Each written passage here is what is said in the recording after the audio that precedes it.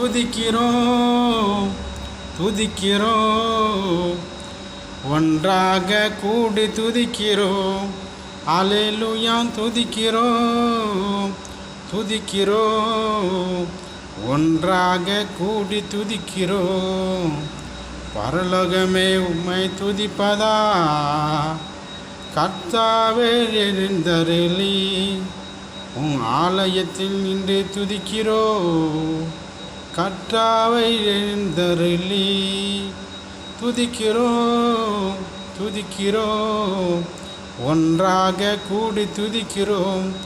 அல்லேலூயா துதிக்கிறோம் துதிக்கிறோம், ஒன்றாக கூடி துதிக்கிறோம்.